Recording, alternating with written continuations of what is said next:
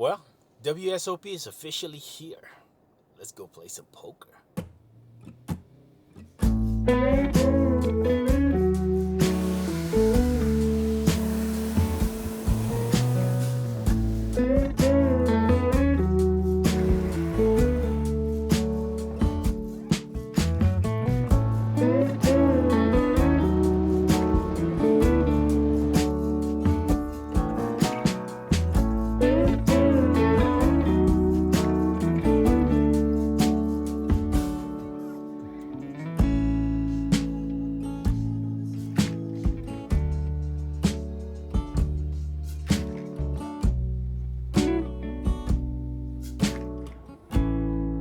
That's amazing how time flies. You just roll down from the house to get a car wash to here. That took about 2 hours. We're at the parking now. So they do a little bit different over here now with their parking. So it looks like it's a QR code. So you're supposed to take like a picture of your license plate, because when you're playing poker or doing something at the poker room, it's gonna be free parking as long as you get it validated to them. So the security told me you had to take a picture of your license, and then there's a kiosk in the poker room or something. I don't know.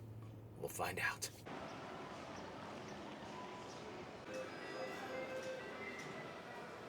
So the first hand we get involved with is 2-3 of clubs from the small blind. Blinds are 1-1. This is the beginning stage of the tournament. On this vlog, you're gonna hear a lot of player to my right, because the player directly to my right, he gets lucky against other players. We just call him up. We just call him down and just look him up every time. You know, we do get aggressive with him pre-flop, and then we just call him down on any pairs or even high card. I even called him down with a jack high one time. So we check our option. Big blind makes it 600. Player to our right calls, and we call. We take a flop, 9 of clubs, 10 of clubs, 7 of diamond. We check. Original raiser makes it 600. We pop it up to 24. Big blind makes it 5,800. We're in a tough spot here because he's never bluffing here, right? I mean, he has a made hand of some type, right? I mean, he could be drawing clubs too, but I think we are dead if we're drawing clubs, right? So we're just gonna go ahead and give this up and move on to the next hand. Villain did show a flop set, so that was a good fold. The reason why I'm talking about this hand, 2-3 of clubs, I think this actually set my mood for the tournament itself. I was sharp and I was on point, and some of the lines I took were on time, and you can ask for anything better than that. So this hand, we have king jack. We just pop it up in certain spots. I mean, there's spots where we're just in the late position, and even on the small blind, we pop it up a little bit bigger, you know, even with ace 7 of diamonds, ace 5 of clubs, you know, ace 3 offsuit. It was just one of those perfect timing that you can take in certain spots, and we got folds. No, I haven't. So here's one of those hands that's just too good to call. So we go ahead and 3-bet it to 600. We got one caller because there was a couple of limpers. We got one caller and queen high flop, and then we c-bet for 1,200 and fold. Easy money. Here's another one of those hands from the big blind that is just too good to call, and it's just too good to fold, especially when you got an early opener that seems so weak. So early position open to 500, low jack calls, small blind player to my right. This is where you got involved with him. Calls. So we bump it up to 3,500. We got two callers. Flop comes ace of clubs, queen of hearts, 2 of clubs. We c-bet for 6,000. Early position and low jack folds, small blind calls. This is what he does, just calls. And then we get a jack of diamonds on the turn, and he donk leads for 1,000. Now, I don't think it's good to re-raise him here. I mean, I felt like I was still good, but if we could only be called by better, right? So we just go ahead, and I think we're just going to be a bluff catcher here. So we go ahead and call the donk lead for 1,000. It's senseless to raise this up and be against like ace jack or ace 10 or ace queen. We just go ahead and call, and the river comes 5 of diamonds. Small blind checks it. We're just going to go ahead and check this 100% of the time. It's senseless betting here. So we check it, and small blind shows king 6 of diamonds. We win the pot. So here's another one that deserves an honorable mention. So we have queen 10 of diamonds from the low jack.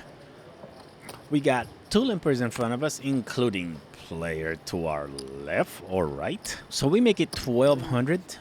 Button calls, small blind calls, and player to our right calls. Let's take a flop. Flop comes 2 clubs, ace of diamond, king of diamond. We flop a monster hand, and the limper to our right donks for 2,000. We call, fold, fold. Now the turn brings the 5 of diamond. Villain bets 3,500. We call. River is 2 spades. Villain checks. We bet 6,000. He calls. When he make that call, I am pretty sure we are way ahead here, right? When it was checked to us, I'm pretty sure we are way ahead here, right? Even when the board pairs. I mean, there's no way kings, aces, ace deuce is checking there, right? Especially checking it to us, right? I mean, yeah, it possibly could be to induce a bet, and we betted, we didn't get re-raised, and it wasn't a no snap call, so I'm feeling pretty good about this. Boy, let me tell you, he flips over king king for a full house river. What is going on? I'm not mad at it, though. I'm not mad at it. The chips went to the good guy because I feel like we're going to get him back somehow. Now, when the turn diamond gave us the nut flush, I think we could have definitely set up a river shove bet in there, right? So when he bets, we re-raise and just get the rest of the money on the river, right? I mean, that would be the normal play. But with this particular player, there was no normal play. So passive, like I said, even with bottom pairs, even with high cards, it's best to just go ahead and call this guy because he was doing some weird stuff. And a lot of times he was like, there was definitely a lot of tail that he had that he gave away the strength of his hand. I'm not going to sit here and tell you that my game was flawless during this tournament. There was definitely a little bit of mistake, but the mistakes were not big enough to make a significant dent on my stack, which is good, right? Also, the deck was blessing me on spots where he had a lot of chips. Player to my right, I mean, he had a lot of chips. We should give him a name. I don't know. I haven't thought about that. Anyway, he was getting chips from other people, and then he would give those chips to me. There was these last 2 hands that I'm telling you about. I lost those 2 hands, and I lost some significant amount of chips from him. But that's okay. Like I said, they went into the good guy because I feel like we're definitely gonna get him back. Let's get back onto these hands. And here we are, several hands later. We found ourselves with pocket 10s from the small blind. Blinds are now 200, 400, 400. We got 2 limpers in front. We make it 1,800. Big blind makes it 4,200. Limper calls, and we call. Flop comes 10, queen, 9. Check the button. Player to our right bets 3,500. We go all in. Big blind folds, button calls, and he turns over king, king. Turn brings the queen. River brings the ace. And this is exactly what I'm saying, though. It's like, how do you not just shove the rest of it in there with kings on the button? That's why against this player, there is no conventional way. You just have to go with your first instinct or your gut feeling. There's no standard play here. So here's another hand that's a little unconventional. Cutoff makes it 1,500. Player to my right calls. We make it 5,500. Small blind calls, and player to my right calls.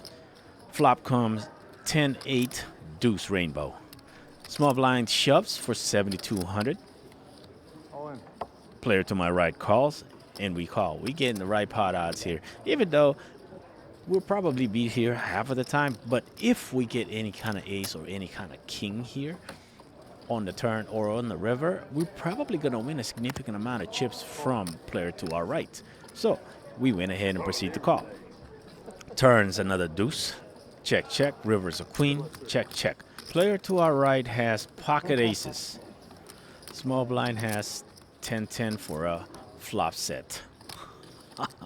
You see, 74. that's why I call the 7200 because we're not losing too much more, and I knew that right off the top of my head. It's just, once again, player to our right.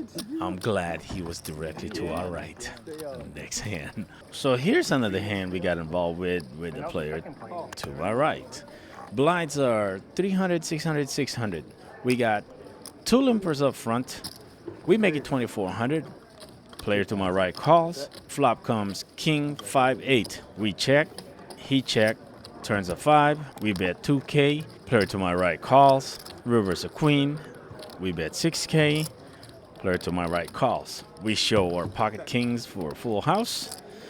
And he folds. I think I could have actually maybe bet a little bit higher here, but I've seen him fold sometimes when it's betted to him. So I don't know what he had there. He might have had some type of pair or maybe a pair of 8 or something like that. But could you really target pair of 8 with 6,000? I mean, I don't know. I don't know if he would have called more. I feel like he would have called more, but I think that's being a little bit more results oriented, right? So after about 30 to 40 minutes of card dead, we finally pick up a playable hand from the button. We got king jack of clubs. We got two limpers up front. For some reason, they just would not learn, man. They just keep limping. So blinds are 400, 800, 800. We got two limpers up front. We make it 3,200 from the button. Four player calls. Flop comes Jack 8-10. Our player, our favorite player, that is, raises to 3,000. We make it 9,000. Everyone else folds, and he calls. Turns a 3. Check, check. River's a 8. Check to me. I bet 10K.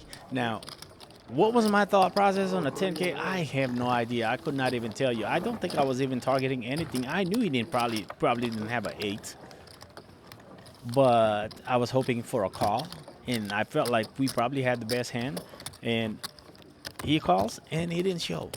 We show ours, and we win. All right. Well. The day went good. Today went good. There was quite a few spots that I was able to get away from, but I'm not gonna say it was. I was 100% solid. I mean, there was definitely places where I was the underdog and sucked out.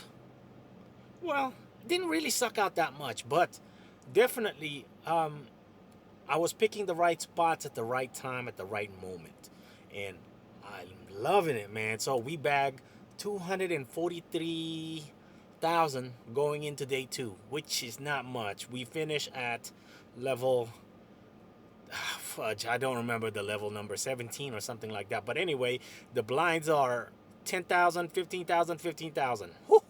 Man, we barely got like, what is it, 17 big blinds, and the ante is not even being counted on that. So anyway, I'm excited. We're going into day 2. Let's get it.